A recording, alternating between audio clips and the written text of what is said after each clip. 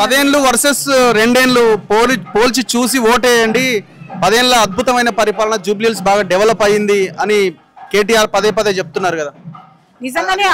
నిజంగానే అదే వాస్తవం అయితే ఈ రోజు మొన్న వర్షాలకే కృష్ణానగర్ గాని వెంకటగిరి గాని అట్లా కొట్టుకపోయేది కాదు.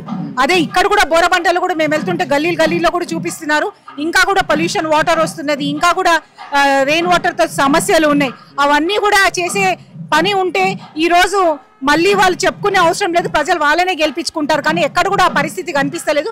చనిపోయిన వాళ్ళ గురించి మనం ఎక్కువ మాట్లాడొద్దు, కానీ ఇక్కడ ప్రజల పరిపాలన కన్నా వాళ్ళ ఉనికి కోసమే వాళ్ళు పనిచేసినారు ఈ 12 ఏళ్ళు. కానీ ఇప్పుడు మాత్రం డెఫినెట్ గా ప్రజలందరూ ఈ వచ్చిన అవకాశం వదులుకోవద్దని, అభివృద్ధికి సంక్షేమానికి ఓటేయాలంటే కావాలంటే కాంగ్రెస్ పార్టీకి ఓటేయాలని ఒక దృఢ సంకల్పంతో నవీన్ యాదవ్ ని గెలిపించుకోవాలని ఉన్నారు.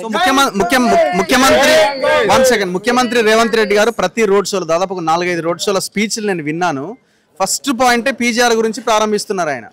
అంటే సెంటిమెంట్ సానుభూతి అని అంటున్నారు. ఆనాడు పీజీఆర్ చనిపోయినప్పుడు ఫ్యామిలీకి టికెట్ ఇవ్వాలి అని అనుకున్నప్పుడు, ఏకగ్రీవం చేయాలనుకున్నప్పుడు కేసీఆర్ అభ్యర్థిని నిలబెట్టిండు పార్టీ తరపున అని. సో అది రేవంత్ రెడ్డి మాట్లాడిన మాటలని మీరు ఎట్లా సమర్థిస్తారు? అది ఒక చిన్న ఎగ్జాంపులే అండి. మనం చూస్తే కేటీఆర్ గారి ప్రతి మాటలు కూడా అట్లనే డొల్ల మాటలు. ఈ రోజు ఆయన చెప్తున్నాడు ప్రభుత్వ పాలన బాలేదు కాబట్టి మాకు ఓటేయండి, మేము గల్లాలు పట్టుకొని పని చేపిస్తామని. అప్పుడు ఏం చెప్పిండు, గాడిదకి గడ్డేస్తే ఆవు పాలిస్తుందా అని అడిగిండు.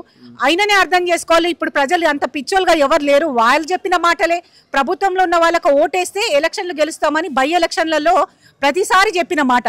ఒక దగ్గర రామరెడ్డి గారి వైఫ్ చాలా ఏజ్డ్ ఆమె పాలేరు, ఆమెకి క్యాండిడేట్ గా నిలబడిపించి కాంగ్రెస్ వాళ్ళని ఆమెను ఇబ్బంది పెడుతుండ్రు, ఆమెకు ఒక ఎమ్మెల్సీ సీట్ ఇవ్వచ్చు కదా అని అన్నారు.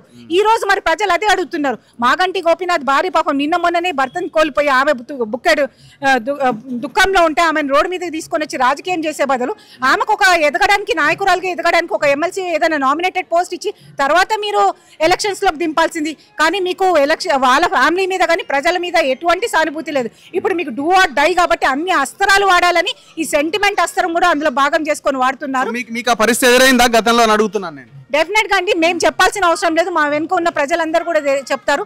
ఆ రోజు పీజీఆర్ గారు చేసిన సేవలు ప్రజల్లో ఉన్నాయి కాబట్టి, నాయకులు ఆ కుటుంబం అంతా పీజీఆర్ కుటుంబం ఒక్క తాటి మీద నడిచింది కాబట్టి, అంటే ప్రతి ఒక్క కుటుంబ సభ్యుడు లెక్క అందరు అనుకున్నారు కాబట్టి పీజీఆర్ ఖైరతాబాద్ కుటుంబం అంతా కదిలి మనల్ని గెలిపించుకున్న పరిస్థితి ఆ రోజు.